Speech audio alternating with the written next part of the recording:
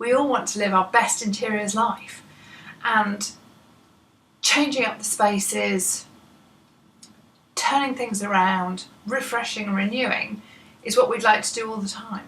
One of the big factors involved with all of that, excuse me, one of the big costs of all of that is about window treatments and what we do with them. So I want to give you my 5 top tips on windows and the best way to change things up, but also some really considered thinking based upon all the years of experience I have about how to deal with them. Hello, I'm Joanie Mac and I'm here to talk about my love of interiors and to share with you my best interiors life, so we can all live our best interiors life. You love interiors, you love your home, you love your spaces, and we all want to create fabulous spaces to live in.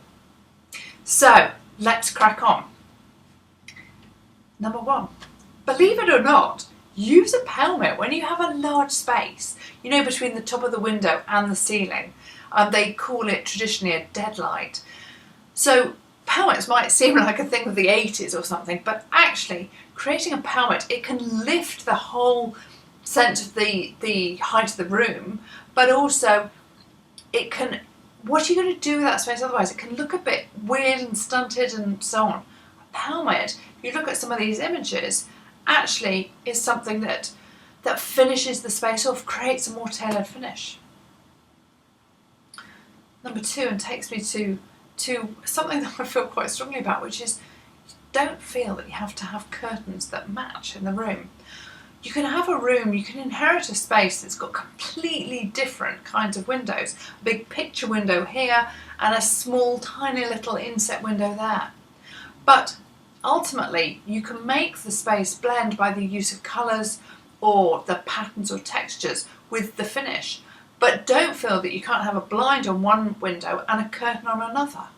If you've pulled it together with the right use of fabrics, tonally, colours and dressing, and pulled it together within the aesthetic of a room, go with it. Whilst I say go with it, top tip number 3 is do be functional though too, because there are places that we live where you need, the window dressing is serving a different purpose. So if you live in the city or if you're overlooked, you might want some privacy. There are amazing things out there on the market now. You can put up a delicate blind, you can think about heavier curtains, shutters, all the different varieties of window privacy that you can create. Look at some of the amazing ones that there are here, from beautiful window film, etched glass. There are amazing delicate blinds now that will filter the light. So you still get all the light, but you have the privacy factor.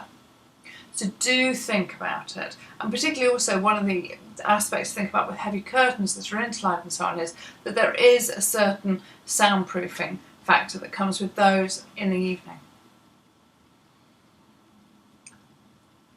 Let's also think about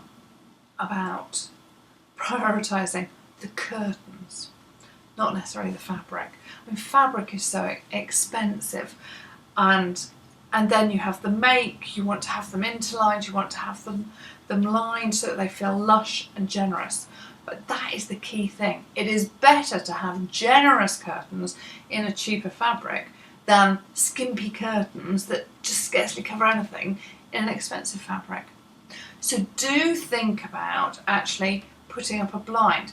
One of my best tips I can give you about how to get around, if you are completely in love with this fabric that's extortionately expensive per metre, then have fabulous dressed curtains at the side that feel lush and luxe because you pay to have it interlining put in and so on, but you only have to have a single width at the side, and then you can put in blinds.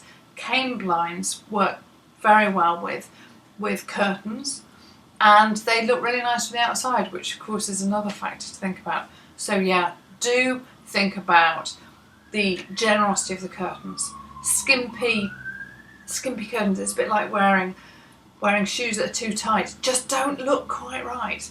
Rather have something big and lush and fabulous in terms of the volume of fabric, and don't make that compromise, because the finish to a room, curtains, window dressings, they're not things we change all the time. So think really clearly before you make those final decisions. I could go on and on. It's probably obvious. I have so much that I want to share and love to share, and there's so many new products that come on the market all the time. So next week I'm going to look at some amazing new innovative ideas that are arriving on the high street and through the amazing thing that is the internet. Check me out down below. It covers all the platforms, the courses I cover, and all that kind of stuff. And if there's anything particularly you'd like me to talk about, then do put a comment below. I look forward to seeing you next week.